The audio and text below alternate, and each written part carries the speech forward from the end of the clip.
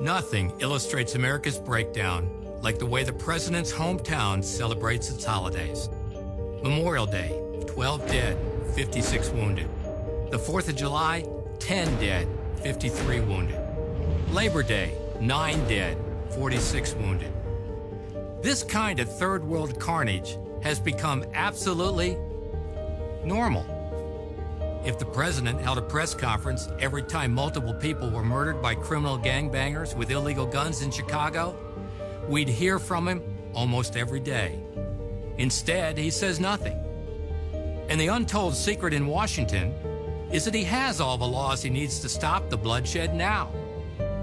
Under the existing federal gun laws, he could take every felon with a gun, drug dealer with a gun, and criminal gangbanger with a gun off the streets tomorrow and lock them up for 5 years or more. But he won't do it. His Justice Department won't do it. And the media never ask why. So convicted gangbangers carry illegal guns because they fear rival gangs more than they fear being prosecuted for a gun charge.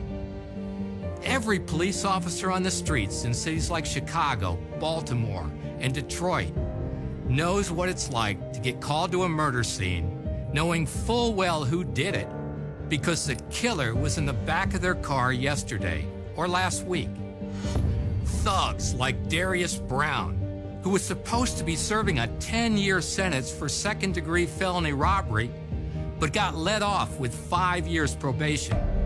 So he was free to roam the streets and kill a 9-year-old girl while she was doing her homework. If you want to stop violent crime, and I know you do, take violent criminals off the street. Prosecute them under the current federal gun laws and make sure they don't get to their next crime scene. That's the way to save lives. If the president held a press conference tomorrow morning and directed every federal jurisdiction to round up every felon with a gun, drug dealer with a gun, and criminal gangbanger with a gun, law enforcement would have thousands of violent thugs in handcuffs and squad cars by sundown. Instead, he waits for a crime that fits his agenda and blames the NRA. Mr. President, we will not accept blame for your failure. The NRA has demanded the strongest possible prosecution of the federal gun laws for over 20 years. Our repeated calls have been met by deafening silence from the Washington elites. President Obama and Hillary Clinton and other politicians use the carnage to campaign for more gun laws they won't and don't enforce.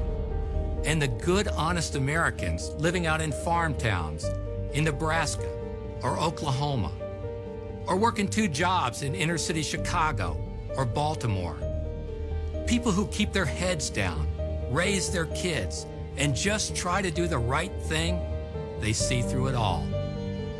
We've lived through the Clinton administration's utter lack of federal gun prosecutions, and the Obama administration is following suit while the country suffers. And we know that a second Clinton administration will just mean more of the same. Americans have no tolerance for violent thugs, no tolerance for the politicians who enable them, and no tolerance for a media that devotes endless time to new gun laws, but won't even ask why we don't enforce the existing federal gun laws we already have. No organization has been louder, clearer, or more consistent on the urgent need to enforce the federal gun laws than the NRA. And in the face of mounting political and media pressure to demean, shame, and silence us, we will fight. If you have had enough of the dishonest debate, if you're sick and tired of politicians blaming you and your guns for their failure, demand truth and justice. Stand and fight with the NRA.